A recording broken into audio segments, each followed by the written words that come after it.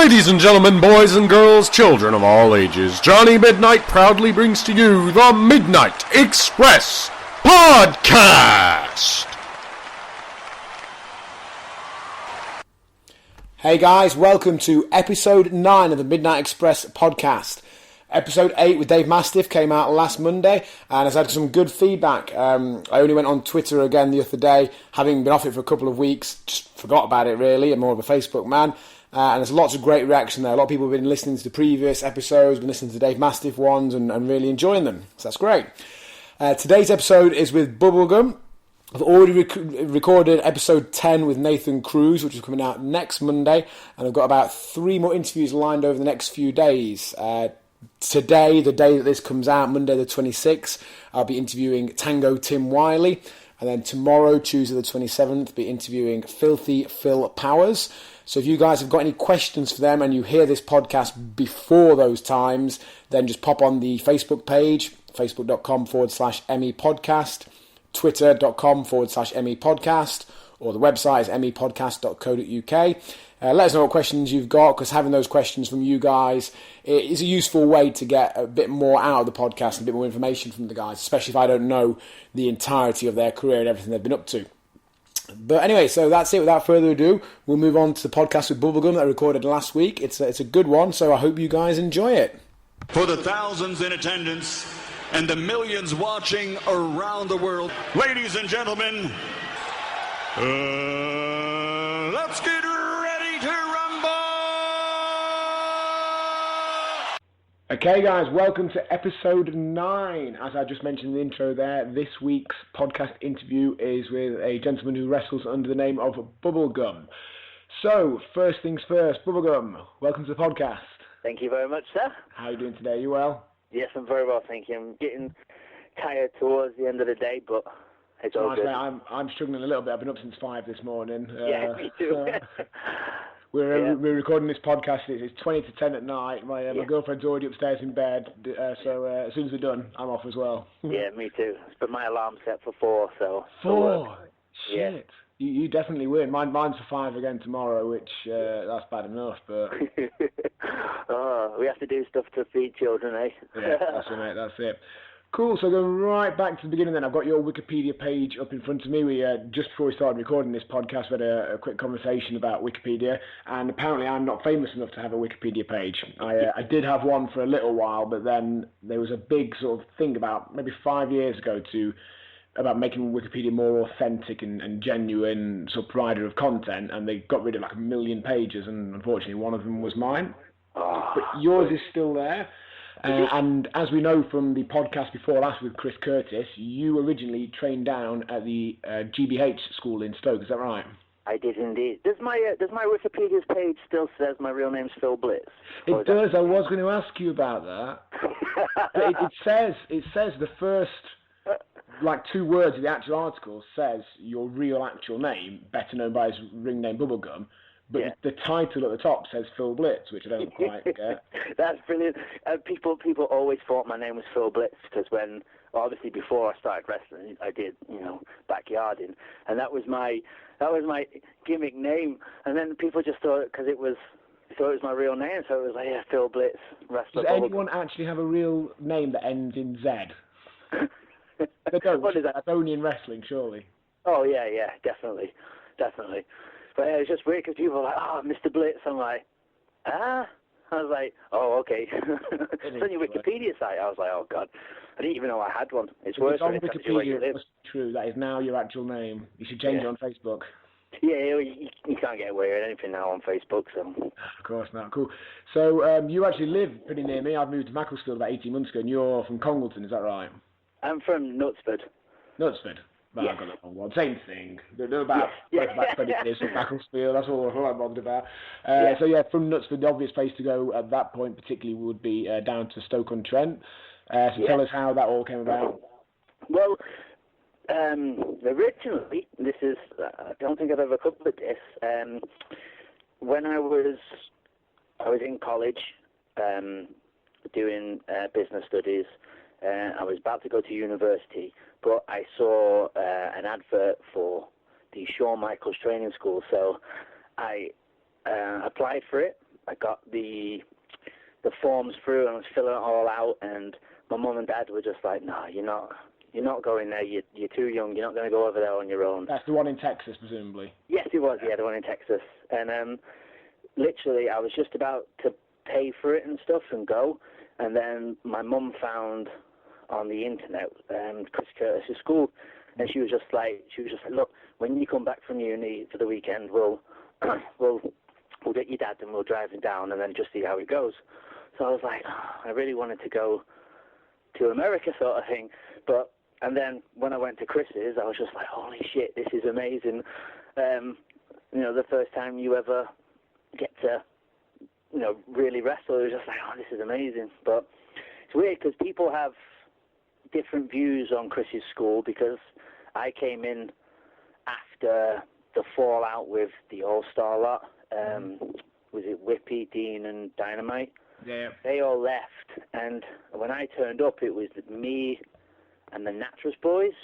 I think they came down from Carlisle for the day to train, and it was me, them two, and there was another guy as well, which I think he only turned up once, and I thought it was the best thing ever, but like back then we just had judo mats, and it was the coldest, dingiest little shed, but I can't thank Chris enough for giving me the opportunity to say he helped me, get my foot into the door.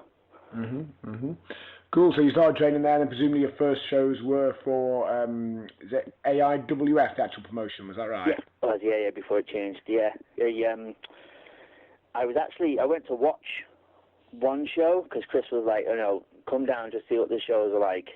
And when I got there, he turned around and he was just like, we don't have anybody to wrestle Mark Belton, 5-star. Yeah. And he was just like, you've got your stuff, you've done the Rumble before, we want you to do this match with Mark. And I was like, oh shit, because at the time Mark was doing his FWA stuff. I remember watching his match with Zebra Kid. Yeah. They beat the fuck out of each other, and I was, I'm not big now. I kind of got a bit of body, but back then, fuck me, I was skinny, long blonde hair, and he beat shit out of me, and he chopped me about 5 times, and he went, another one? And I just went, no.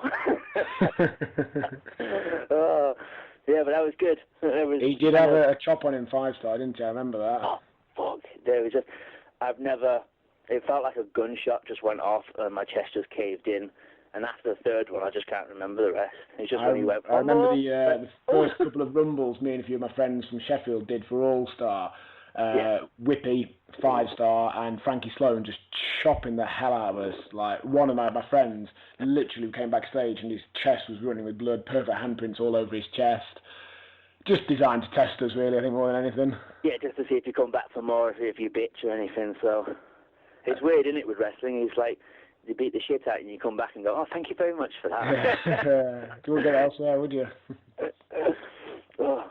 Cool, so you had your first match then, and then presumably carried on working for those guys over the next few years. And according to Wikipedia, which I'm guessing is missing a bit there, your next thing was Norton British Wrestling in 2005. I'm guessing you did a few more different things before then, didn't you? No, actually, I was very loyal to Chris. I don't know what he said in his podcast, or I haven't had a chance to listen to that yet. But he said nice things about you, mate. Don't worry. Oh no, I honestly, I've heard no bad things about Chris because he's helped me so much. Like, obviously getting into the business, because he didn't have to.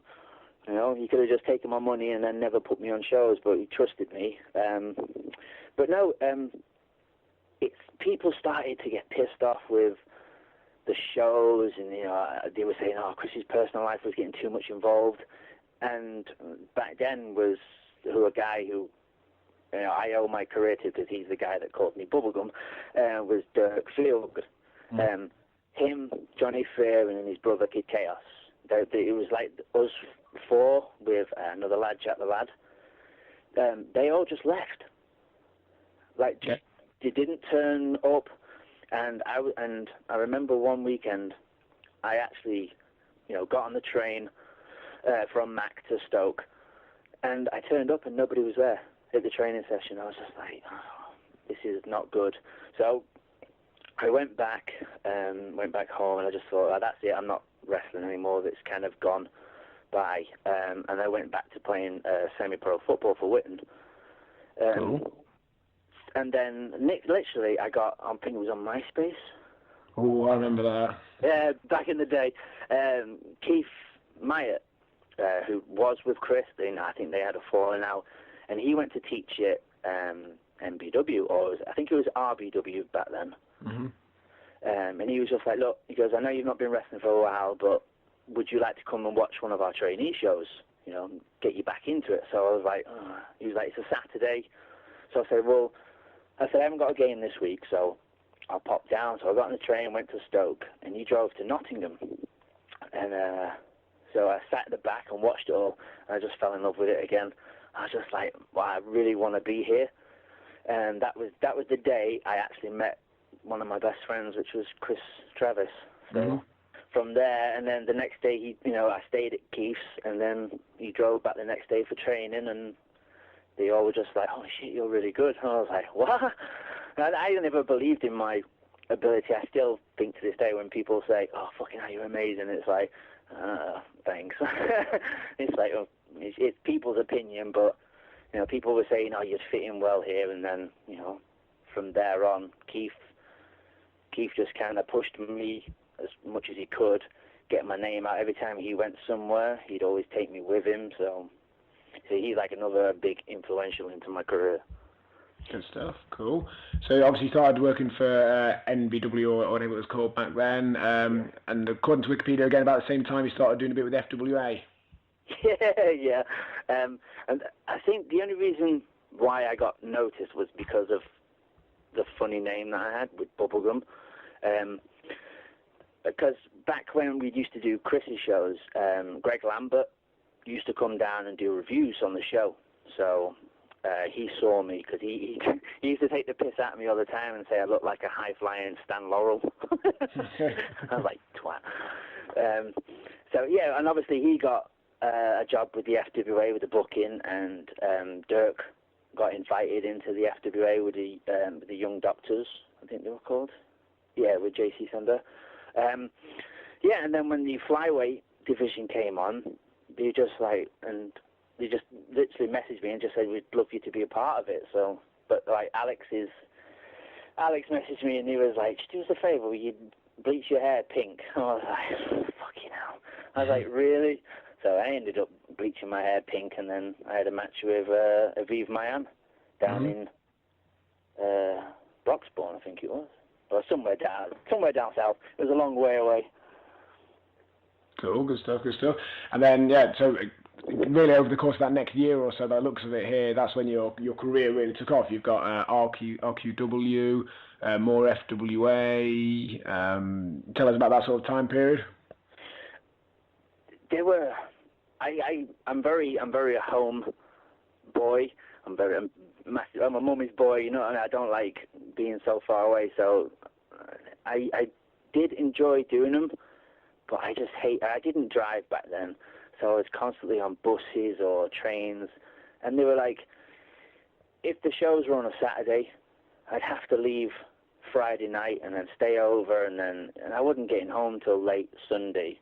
I was just like, that's such a long weekend. They were fun, and they were a good opportunity for my career, but just I kicked myself wishing that I could drive, because a 4-hour drive to London, where RQW was, ended up doing a day and a half travel.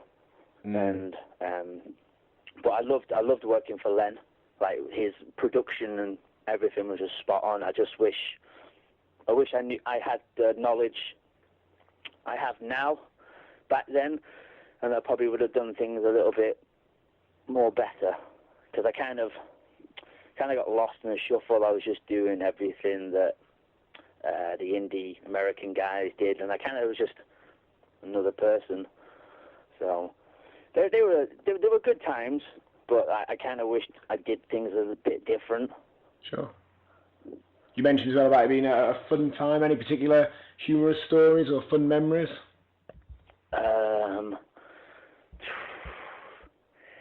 Do you know what? My Come on, memory Trav must have done something daft. Pardon? Trav must have done something daft. He's always good Trav's for always a doing story. something daft. To be fair, when I did the FWA and RTW, Trav was never Trav never got a look in with them, which was weird, especially how like popular he got in the last like 3 to 4 years. Now, like obviously the Sheffield stuff with Trav, he's always doing stuff. I can't remember anything off the top of my hand, but he used to always, have us in tears of laughter. Yeah, funny guy. Because it was me, Trav, and Liggs that was always like travel together, and just like Trav would just wind the conductors up, like just throwing meat at him. I don't know. Yeah, I just thought it was hilarious. He was just like, "Do you want some meat?" And I don't know. He was funny back then. It's probably not coming across funny now. Speaking of Ligero, you obviously started teaming with him as Hubba Bubba Lutcher. Yes. How did that all go about? That came about through SAS. At the time, it was me, Liggs, and Spud that were kind of the same sort of mould of wrestler, the smaller underdog characters. So, and Spud was in the main events a lot with Dave and Jack Storm. Mm-hmm. So we would always watch Spud and learn from him, and then Barry, who owns SAS, who's like honestly fucking amazing. I'd like literally, he took our wrestling and just went that shit and just did it flipped 180 and just said, "This is what you should do. Do this, do this." And from then on, we've never like looked back. But yeah, he looked at us and he's just like, "Look, you're the same as Spud. We want you on this show, so we're going to put you together as a tag team. Mm-hmm. So we're going to call you Hubba Bubba Lucha." And then at first we were like, it's kind of like a really shit name, but I love it now. Oh, I get it. Because everybody knows it. It's like, oh, it's that funny Hubba Bubba Lucha. It's like, yeah. But yeah, we got to work with the Cartel, Trav, Kirby, and then when the models used to come down, Danny and Joey. That's kind of where we all upped our game, and people started taking notice of us because obviously SAS was London-based, but like the Manchester car and the Sheffield, and we'd all come down and we'd all start working together, and it just from there on we've just never looked back. Mm. Even though sometimes personally Liggs pisses me off, but as professional as a team, we got to a point where we wanted to be center of attention in the tag team, because our egos were always like, I want to show off, I'll do this head scissors, and then he'll come in and do a fancier head scissors and just like, next show I'm going to do one even better. So we tried to up each other too much, and then it kind of just got stupid, and people were just like, they just basically turned around. I think it was Danny Hope. He turned around and was just like, for fuck's sake, we just do one. And we were just like, oh. So from then we started clicking, and then now it's just like, it's because we do it through Infinite. I think that's the only term. Yeah, because we got Sheffield show this weekend. Infinite's the time that we only do Hubba Bubba Lucha, so it's nice to bring back the memories of what we did, 5-6 years ago. Sure. Also, as well, around this time, and for some reason it doesn't mention it on your Wikipedia page, but you had the match, which I'm guessing was probably the highlight of your entire career. I've just looked it up. It was the 26th of October 2006, where you teamed with Joey Hayes to beat by disqualification my good self and C-Juice, which is CJ Banks, where I used to go back then. Bolton, that was, wasn't it? Bolton, yeah, got it. I knew we'd had a match somewhere, so I just went on my history page, did a quick search, and found it, October 2006. Yeah. Something went a bit wrong. I can't remember what it was, but it was supposed to end a DQ. Yeah. And for some reason that didn't happen. So I picked up, wasn't it like a plastic case that the merchandise? Yeah, like a milk tray, wasn't it? And flattered one of you over the head. Was it you or Joey? Yeah. God, that was the busiest day ever. Because I remember finishing work and then getting stuck in traffic, and that was the first time I ever worked for All Star. I thought it was all three of you. I think, wasn't it, your first time? Yeah, and I had to pick them both up. And then you were stuck with me. Yeah. Apologies. Oh, that was when I used to wear pleathers. Oh, God. Back in the day. I tell you what, the worst part about that day was bloody Bolton, the Albert Hall there, isn't it? I was doing the ring job with Doghead and Lee, and you have to carry the bastard ring up those 3 flights of stairs. Yeah, it is. Yeah, Bolton's always. But wasn't it Mason's ring? No, I don't think so. No, but Doghead's. Yeah, I came over in the van from Sheffield with those two, and I remember. Yeah, I think every time I did Bolton, it was Doghead's ring, and I was involved in carrying it up there. It's probably James's more in recent years. That's probably why I was so pissed off that I twatted one of you with that tray, because I carried I think it was me, to be fair. I think it was you. I can't quite remember, to be honest. I think it was, because I was like, is this what's going... Boom. Okay. Well, I thought it'll do. It will end the disqualification, so that's what Brian asked for. Yeah. And I think, was it me and Joey were the Bolton boys? I think we were. That sounds like about right, yeah. With your flags. No, but I know what you mean about the ring, because I do quite a lot with Bone. Yeah. So, like, when we pick him up, and then I did a run with Brian, and we were doing, like, Skeggy and, where was it? Somewhere down south, near, like, the coast. And one of them was, like, 3 flights of stairs. And I'm just like, I'm fine with the bars, it's the boards. It's just they're too big, and it's just like, that little, my wingspan's not that big. Yeah, true. Not going to help, is it? So did you carry on working for All Star after that? I don't remember really seeing you much around that time. No, I didn't actually, because I kind of, I was busy with a lot of other shows, and obviously with a full-time job, they always said, look, can you go to this place on a Tuesday? And I was like, I got a job. I can't. Like, my work was getting pissed off as it was, with, like, missing days or leaving early and trying to make up in the morning and not getting back because I was knackered. So, yeah, I kind of just knocked it on the head for a bit. So. Cool. So you stopped wrestling for a little while and then came back again? Sorry, what was that? So you actually stopped wrestling for a little while, did you? I did. Yeah, I did. When my eldest lad was born, I kind of took a year out because I you know, it's like when you become a dad for the first time, it's kind of scary, and you think, oh shit, I don't know what's going to happen. I don't know if you could juggle it all, but did you have a knee injury at the same time as well, or was that a storyline thing? No, it was a storyline. It was Alex's again. He wanted, like, Dave to do his big senton on me and say he broke my ribs, and then go for the old story that you're taking time out. And I said to him, I was like, I'll do it because you're paying me, and I'll do my job. But I don't like people saying, oh, I'm retiring, because I wasn't. I was literally just taking time out because I didn't know what was going to happen, because it could have been a nightmare, you know, having a child, a full-time job, and trying to support and house and everything, and just wouldn't have time for training or wrestling. So I put it on hold, and then managed to, I think it was about 10 months, GPW asked me to come back. And then I came back, and then that was the first time I turned heel. It says it right here. It says you turned on Joey Hayes and joined Dirk Feelgood's stable of the Master Plan. Yeah, because GPW was the first company to ever give me that run within a company. Usually people just bring me in and do a match, do a spot fest or whatever, because of my size. But GPW was the first ones to kind of put me in the limelight. Mm-hmm. And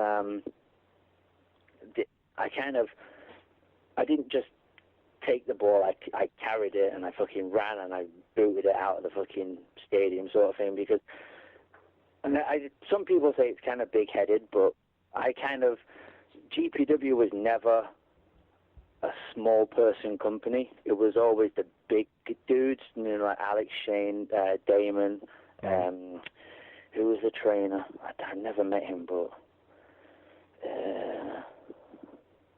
Dave Rain, is that one? No. Who's that? Sorry. Dave Rain, does he train there? Is he was Future Shock. It was the old schoolers. I can't remember. I'm shit with names, but yeah, they were always a big company sort of thing, and then all of a sudden I came in, and people were just like, oh my god, like everything was Bubblegum. And, you know, thankfully they're not stupid, and they kind of ran with it, and they made big storylines out of it. But I kind of think that I kind of made an opportunity for other people to kind of go through the same path. if that makes sense. Yeah. It's kind of like what Spud did for people like me in leagues. Mm-hmm. You know, like everywhere else. But like in GPW, it was kind of my run that kind of give the smaller guys an opportunity. Was that around about the time that you started hitting the gym as well? Yeah, I did. That was awful because my body metabolism was just so fast. Every time I ate, trying to bulk up, it was just like, you know, I ran up the stairs and it was gone. So, yeah, it was when I came back, I would have been 26. Yeah, I'd have been 26 when our Rocco was born. Yeah, it's like 31 this year, so getting old. Because to be honest, I can't remember the exact time. I remember seeing a photo of you on the internet, and the last photo I'd seen was maybe a couple of years previous to that, and I saw a photo of you at some point, 4 or 5 years ago, whatever it was, and thinking, shit, someone's been in the gym. Trying. It's weird now because it's kind of, and because back then I kind of put loads of weight on to trying to get big, but now everything's about how long you can go in the ring, 25, 30 minutes, the cardiovascular, and you're just trying to change everything up. I was like, fucking hell. So now I've had to, my knees are knackered anyway after having ACL surgery, so. Well, you need to get balanced, don't you? You need to look like you can handle yourself, like even if you're a small guy, you need to look like an athlete and you're tough and whatever, but as you said there, still be able to go and deliver that sort of match. Yeah, it's weird now because people say to me, they're like, fucking, but you can handle yourself, can't you? And I'm like, no. I've had my moments, but fucking, if anyone comes, I'd be fucking trying to do a crane kick. I've said in previous podcasts, in wrestling, I think it's more important to look like you can handle yourself than actually do it, because you don't actually need to ever really prove it. But if you don't look like you can, then as soon as you come out from the curtain, you're going to lose the crowd to some extent. Yeah, well, I had that a lot of time when I first started, because I think, to be fair, I would have laughed as well if I went to watch. You know, there's a kid that's come out with baby blue, massive baggy pants, coming out to Hanson's Where's the Love with long blonde surfer hair. Very skinny. I'd have laughed as well. So, yeah, it's very important for a look. But I think nowadays wrestling, I don't think anyone, obviously there's 2 lads that get a lot of shit. The YOLO squad from Wales. They're 16 or 17, or I think they're like 15, one of them is. And people are like, they're too skinny and all this stuff. I was like, fucking hell, he's 15. It's like, I know some people say they shouldn't wrestle, but when you actually watch them, you're like, fuck it, these are good. Give it 4 or 5 years' time, when the actual, body metabolism, catches up with them, they'll be fucking, Yeah. Give them time. Another example, same sort of thing as you there, was obviously Ligero and Travis. Like, when I first met them in 2003, when I first started, they were both skinny. Trav particularly. There was nothing at all to him. And again, I remember a handful of years later seeing a photo on the internet and thinking, shit. Yeah. Both of them look awesome. You kind of need to. It's kind of, like you said, it's all about an image with wrestling. Regardless if you can do all the flips or move anything like that. Like you said, as soon as you come through that curtain, that's when you make money. Yeah. So, yeah, it is very important. Of course it is. Cool. So, October 2011, it says you started working for PCW as well, which from what I've seen on the internet has been one of your biggest focuses over the last few years. Yeah, and I have to thank Tom for that. Give him his gimmick name, T-Bone. Kayfabe. Kayfabe. Shit. Sorry, Bone. Yes, because back, it was hard to kind of get work, because I found a lot of the time people were undercutting with wages, and so I kind of needed a way into a certain wrestling. And then obviously PCW started. They did the first show when Cabana was on. It was I think it was different. No, it was Lava or Evoke, whatever it's called now. And Bone was coming up because he's doing the ring, and he goes, "Look, come and do the ring with us. Set it all up. Introduce yourself. Say blah blah blah, who I am and stuff, and then go from there." So did that. Set the ring up. Met Fludder and Liz, the owners of it. And he just goes, "Well, if you're not doing anything tonight, why don't you do commentary with Roughneck?" I was like, I've never done commentary, but I thought to myself, fuck it, I'm actually doing something for him. And so I did it, and it was probably shocking, because I just listened to Roughneck, because he just fucking cracks me up anyway with his with his jokes, and he says about people. So I had a blast, and then he comes up to me at the end and pays me, and I was like, what? Okay. Yeah. And he was like, no, I appreciate that. You know, you didn't have to. You could have told me to fuck off, but you did. And then the next show, he messaged me, and he was just like, do you want to do a six-way with, it was Trav, Liggs, Joey, Kirby, and Juice. And I was like, I would fucking love to. So, and then he brought me in, and he goes, I want you to do your heel gimmick. But back then, I wasn't doing the Man City stuff. So then I was just a normal chav, just wasn't anything special, you know. I didn't really do much. I tried to, because obviously I was waiting for knee surgery, which I never told him, but I was kind of going down the character route, not doing too much moves or anything like that, and then all of a sudden, when I was watching TV one day, everyone was fucking pissing and moaning about how much money Man City have spent, like with the billionaires have come in. And obviously, because I'm originally from Moss Side in Manchester, that's not a gimmick, that is actual true, that's where my family's from. Mm-hmm. So I thought, I'm going to do a Man City, I'm going to get the jacket, I'm going to get my trunks made to look like the shorts and the stars and everything. And then I started to come out, and people instantly, because everybody's kind of knows football, they can get with it. It's not like a character that people go, I don't really understand that. Everybody knows football. Everyone knows that Man City are shitheads because of all the money. It was back when Chelsea used to do it. Mm-hmm. Because that's why Samuels, you know, he's an actual Chelsea fan, so he does that gimmick, and obviously I do the Man City stuff. So, but no, honestly, PCW has been, and I don't mean just like giving you the matches, hashtag, dream match or anything like that. That's not the case. The fact is that they actually look after you. Because I remember when the big deal with 1PW, when I started doing them with Liggs, they were awful. They just made you feel like shit, and the international talent, they were all fucking, I'll clean the floor for you, you go ahead, and then we walk in, and it's just, fuck off. This is for the international room. No, not at Preston. Everyone is equal, regardless if it was Juice and Liger or anybody else. We're all on equal, and Fludder and Liz have been brilliant. I mean, I can't thank them enough for giving me, like, Brian Kendrick, because he's the guy that kind of inspired me to. When I was wrestling, I was watching a lot of ROH. Obviously, I used to watch it back in the day, but that's when I started watching wrestling again, was like ROH era, and Spanky was like my idol, because that's why the name Bubblegum came about, because I wanted a quirky, not so offensive sort of name. Obviously, Spanky, people, it's a bit rude. Yeah. And that's when Dirk gave me the name Bubblegum, because he was just like, everyone can relate to, everyone knows what it means, it's cute and blah blah blah. But no, Preston's been amazing, and I can't wait for like this year to kick off. Obviously we're doing the Trav show this Friday, for his awareness of his cancer. So, and that just shows not just how good of a promotion it is, just how much of a nice people they are. And I know sometimes Fludder likes to be the bad person. He likes that. Doesn't want people to think he's gone soft.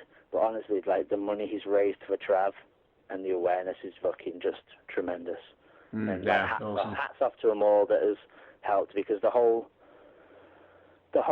product, I mean, regardless of, like, it's kind of weird. The wrestling's it's not the important bit at Preston. Obviously, we go out there and we bust our asses, and everybody that pays, we give them all their money's worth and more. But it's the actual being around a family in that locker room. That's the best thing for me. It's kind of like there's no. We all have individual egos, but there's none of us that kind of fucking hate him. I wish he wasn't here. Yeah. it's all just perfect, and hopefully, he's doing everything right. He's just opened a school, which he's asked me to be one of the head trainers with it, so cool. I'm really excited for it this year. Oh God, yeah, I don't know if this will ruin everything, but I'm not actually a Man City fan. Kayfabe. I said kayfabe. Come on. You're not a United fan, are you? No, I'm actually a Blue fan, but it's more the Merseyside. So. Right. Okay. Yeah. Cool. Yeah, but Bubblegum's a massive City fan. Exactly. You're playing a character that's a massive City fan. Yes, he is. He loves it. So, speaking of PCW, actually, in the podcast interview with Madman Manson, he mentioned about the Canadian Destroyer, and I only got around to watching that early. I think it was yesterday, actually. Sorry, because I knew we'd got this podcast interview coming up, and I've been meaning to watch it since you mentioned it, and that was absolutely awesome. He says that was your idea. It was weird because we always discuss, because it's kind of like a running thing with Preston. It's like whoever's in the first match, everything's been done. So I think he was having a really shit day, and I don't know why. Manson was just in a proper mood, and it's never like Manson. And it was the second night, and I just said to him, I was just like, "Do you want to do the Canadian Destroyer?" And he was like, "What the fuck's that?" And I was like, "The flipping power driver." And he was like, "Are you sure?" He goes, "No, people will shit on that." And I was like, "No, seriously, they won't even see it coming." And he was just like, "Right, I'll trust you." And then from then on, it's just like, I think everyone keeps saying that's like our best moment. And it's just like, holy shit, it was kind of like just a joke between me and him. So. It got a hell of a pop, and to be honest, it was an awesome Canadian Destroyer as well. Like, got quite a lot of hype, full revolution. Yeah. But because he was like, "Oh, it's all me," but he has to protect me. When you have to backflip, you have to trust that person to not keep their legs open.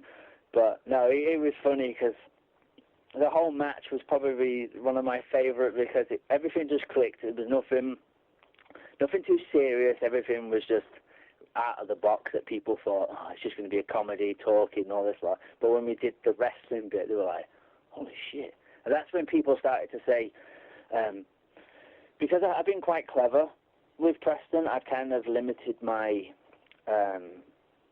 offense. I don't do too much, because people would be like, "Well, what else has he got?" And I think that's the problem with a lot of British guys now. They've done everything on every show, and there's nothing left. So if they go and watch something from Japan or something from America, and they'll just copy that and they'll put it into their offense. And it's kind of like they don't really do things for their character. But yeah, with Preston and stuff like that, I've just kind of, what's the word? I was going to say evolution. That's not the word. Yeah, evolution, yeah. Yeah, I've kind of evolved. That was it. Evolved. I've kind of evolved, like with stuff. I've kind of kept things, within Bubblegum. So. And am I right in thinking that you either are now or have been their champion? Is that right? I am still their cruiserweight champion. It's been a year. Cruiserweight champion. That was it. Yeah. And you're on the internet. Yeah. It's always heavy though. Them belts are so heavy. It's like people are like, "Put it around your waist." It's like, no, it weighs a ton and it digs into your legs. That's why I carry it. I'll tell you, actually, just one thing to segue on there, I just remembered. If you actually compare, like, the weights of wrestlers to proper weight categories, particularly in amateur boxing, most wrestlers are heavier than you think. I remember when I first started wrestling, like some of the older guys in the gym where I used to go to, sort of taking the piss essentially, would go, what are you, like a middleweight? And I was like, well, no, actually, I'm a heavyweight in pro boxing, and I'd be a super heavyweight in amateur boxing. I think in amateur boxing, super heavyweight's over 14 stone. Oh, right. And I was like 15 stone when I started training. I got up to, I think, 16.10 at my heaviest. So I was well up there in that sort of, but yeah, people think of a heavyweight wrestler being more like 300 pounds. Yeah, the 19, 20 stone.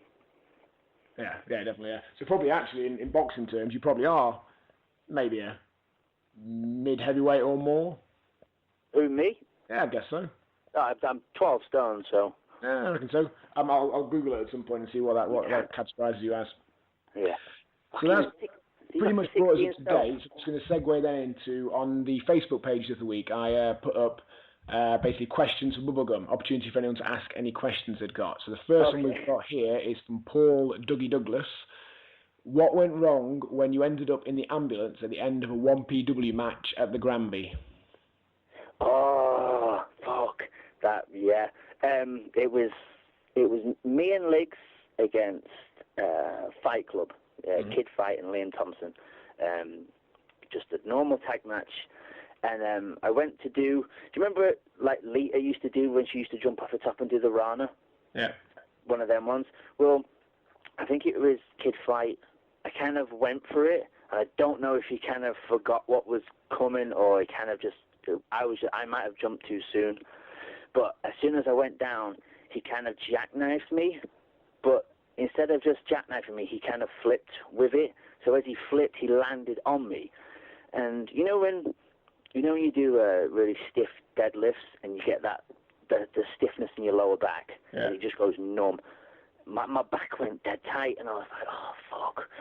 So it did that, and then it led into the end sequence where it was me and Liggs do we call it the banana split splash, which is the same turnbuckle. We jump off together. He does the splash, and I do the leg drop. Leg drop, yeah, I've seen a photo of that. Yeah, so I managed to suck it up, and boom, we get up to the top, and I jump, and I leg drop, and I just, my lower half just went. I could not feel anything, and I was taken to the hospital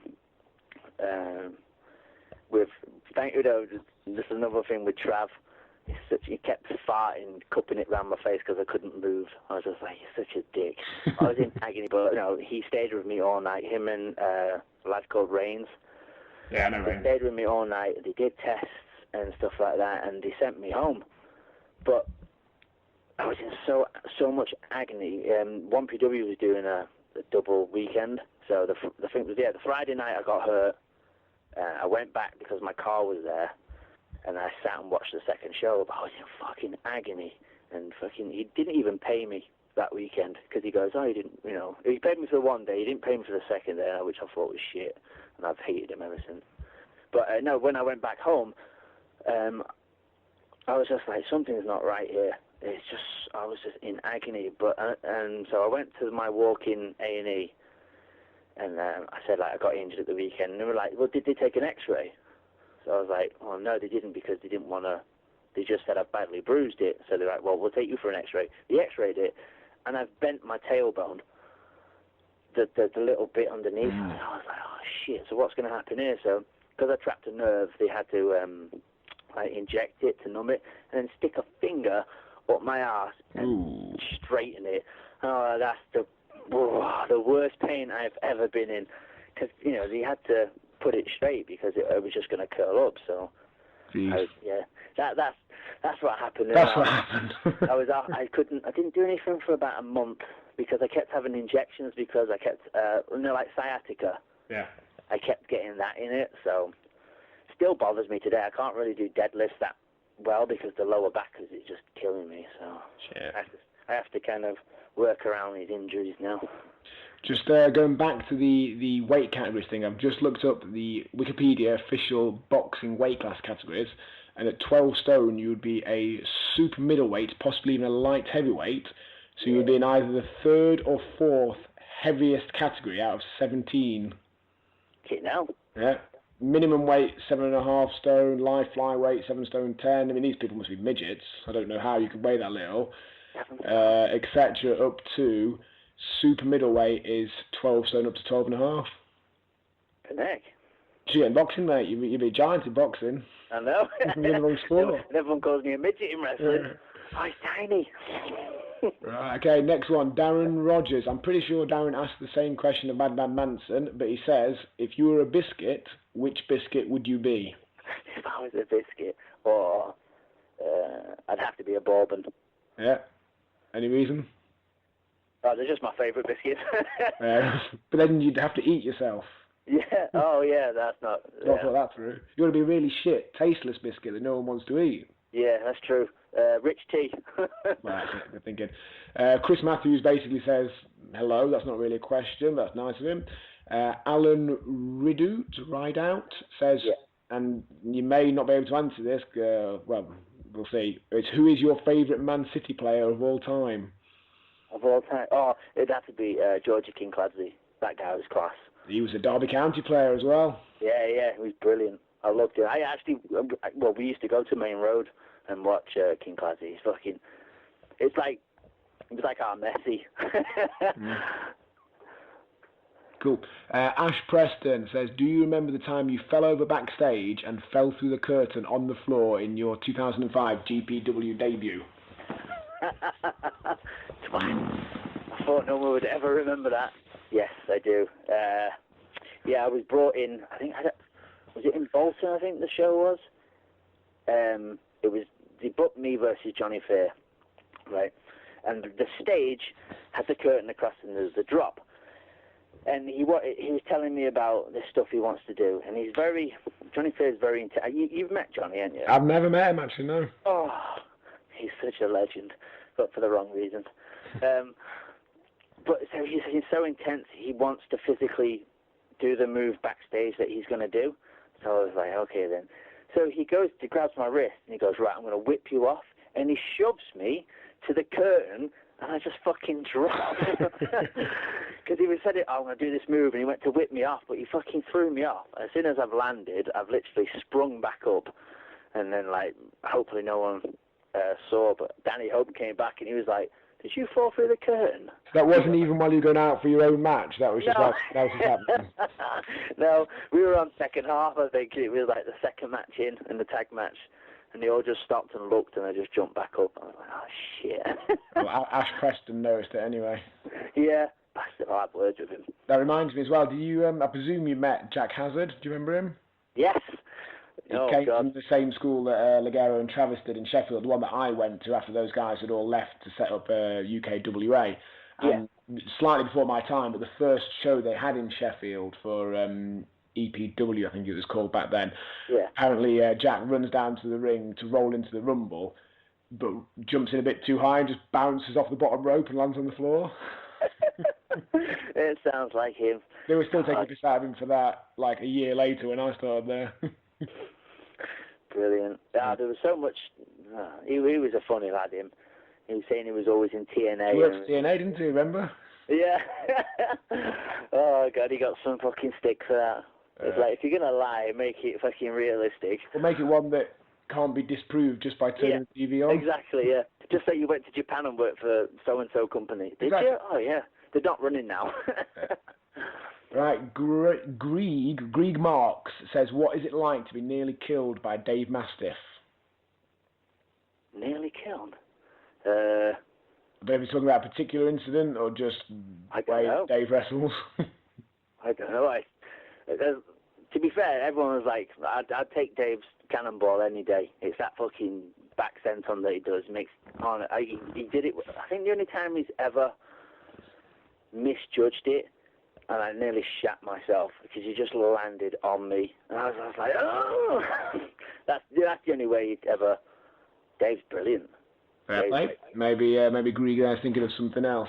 Yeah. Ross Briffett asks, who inspired you to get into the wrestling business? Well, it was weird because when me and my two brothers grew up, we always used to watch it with they were always Animal and Hawk fans, and my little brother was Jimmy Snooker, but mine was Coco Beware. That's the most random answer I've ever heard. Yeah, Coco Beware. I just loved him. Was it the bird you liked, or? I did. Did you like the bird that you brought to the ring? Oh, Frankie, yeah, I loved that. Because it was different, you know what I mean? He was small, and especially when you picked him up for the bird buster, the brain buster, that's brilliant. He's in the Hall of Fame though, isn't he? Pardon? He's in the Hall of Fame. Yeah, oh God, yeah. He's the one I'm going to keep asking Fludder. I'm like, come on, Fludder, get him. Oh, that'd be awesome. Does he still does he still work, does he? I have no idea. Bring him out of retirement for the big match, the dream match. Yeah, my dream match. I've already had Spanky, so I have Coco. Yeah, but it was Coco Beware and Macho Man, obviously. Yeah, I think it's just the bright colours and, You've got to ask questions when Coco Beware enters the Hall of Fame, 10, 15 years before Randy Savage does? Yeah. Yeah, that is crazy. Yeah. Dawn Bennett says, wow, which maybe she just likes the look of you from the photo on there. And Alan Rideau again asks this time, favourite person to wrestle alongside stroke against? Does that mean it has to be the same person? Or? I'm guessing you can have two different people. Oh, okay. Well, obviously I love teaming with Legs as Hubba Bubba. And it's absolutely amazing to run with Bone and Rampage, his team single. It's so easy to team with them. Because obviously I just hide behind them and they're the muscle and I'm the one that just winds them up. So that's always fun. And against, I don't really have, obviously like Trav, Joey Liggs, Bone, Rampage, Manson, the Danny Hope, Juice, just the cream of the crop of British wrestling. I always love working them. But I prefer to work the ones that kind of need a break or they're coming through, because I like doing shows now where people like book me. I don't mind if it's against my mates, I'll do them, but I get more excited when that's probably the wrong word. I do like wrestling my mates, but it's like Chris Ridgway up in Barrow. He's like got so much potential, but he just needs someone to just be in there with him and just say, do this, change this, and it'll work out. Because I think that was the issue with my kind of generation. The older generation never took... They helped, but I think they were always worried about their spots. Sort of thing, like being taken by the younger lads. They wanted to kind of keep them in place. But like, it's taken us 10 years. Well, for me, it's taken 10 years to get to where I am. I'd love to help people get to where I am within 5 years so they can enjoy it longer. Because if you're doing unnecessary bumps, your body's going to hurt. You're going to take life off your career. And, if you can do it in 5 years like we did in 10 years, fucking imagine what you can do in 10 years with the right help. No, but I loved last year, Fludder, like, because obviously he brings all these ex-WWE guys. People, I got to wrestle Al Snow, Chris Hero, The Godfather, and I don't know if this is correct, but a fan said to me, when I wrestled Papa Shango, he said the last time Papa Shango actually had a match was it WrestleMania with Ultimate Warrior? I did read that on the internet. It said something like it was the first time Papa Shango had been out for like 20 years, so that must be the... Yeah. And it's just like, how mad is that as proper? Because when I told my family that, my brother's like, that's such a trivia question thing. After Papa Shango wrestled Ultimate Warrior, who did he wrestle next? It was it's the obvious step, isn't it? Yeah, it's crazy, but it's been so much fun. Surely Papa Shango's going to come out of retirement to wrestle Bubblegum, then Coco Beware can do the same. Exactly. Here you go. I'm putting this out to him now. Coco. If you're listening, Coco, the challenge has been laid down. The glove has been thrown in your face. That'd be mint. Oh, that would be cool. No, but I've actually loved performing with wrestling, because there was times where I just kind of thought, I need to get out of this job, or I wasn't happy. But I've kind of, growing up, being, like yourself, being a father, I've got 3 beautiful boys that are just growing up so fast. I kind of pick and choose places now, so I'm not too...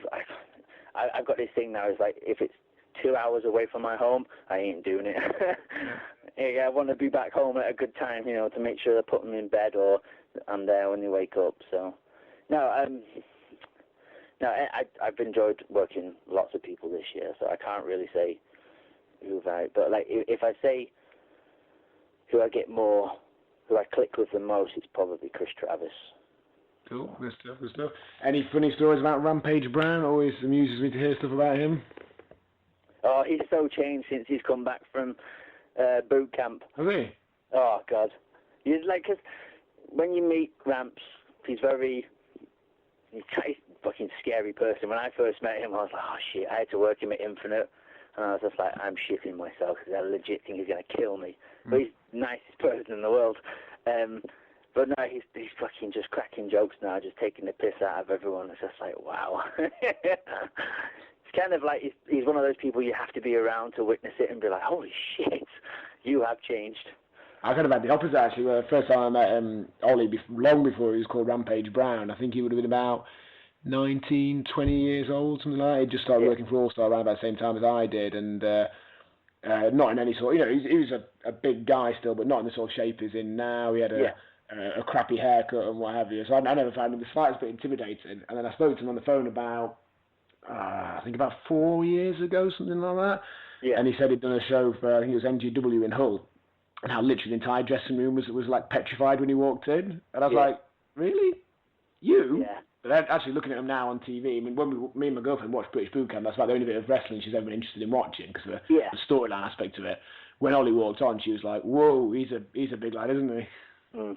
He's like him, Dave, and Bone. Like, for me, like Britain's best heavyweights, probably like even Europe, because I'd even say TNA. I'm not dissing TNA, but I've watched the boot camp stuff, and it's kind of like some of these guys are kind of outshining your stars. No, yeah, they're all good. Yeah, no, I just felt so bad for Ollie with his promos not going quite how he would have liked.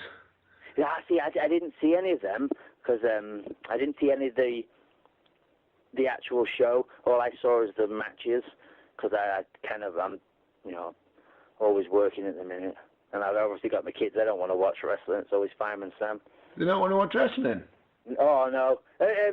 The middle boy, George, loves wrestling, but if there's anything on TV, it's either Peppa Pig or Ninja. They're slightly younger than mine, I suppose. Mine, they don't really watch it, actually, primarily because their mum's not keeping them watching it, but they love, like, literally all day, every day, all they want to do is wrestle with me.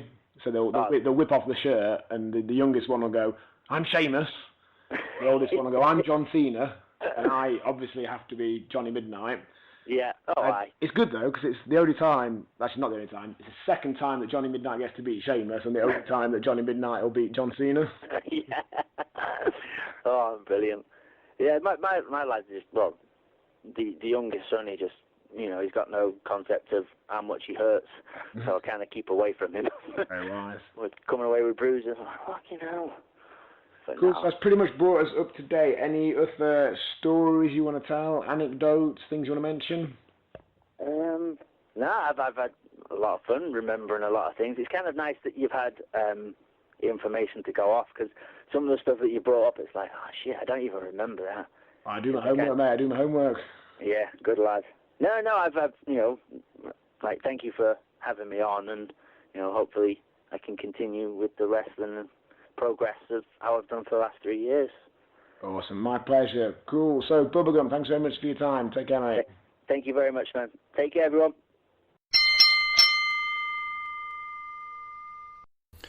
Right, guys, that winds up episode 9 of the Midnight Express podcast. Great interview there with Bubblegum.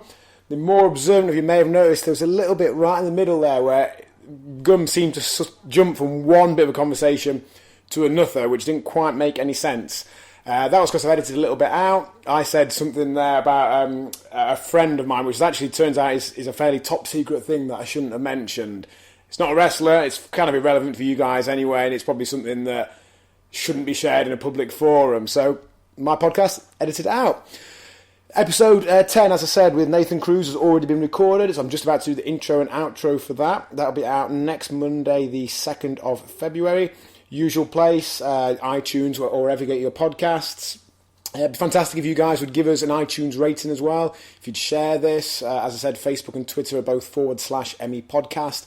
The website is mepodcast.co.uk. And as I mentioned before as well, we've got Phil Powers and Tango Tim Wiley arranged for interviews this week. So if you've got any questions for them, pop over to the Facebook or Twitter and let me know. But anyway, guys, I shall see you next week.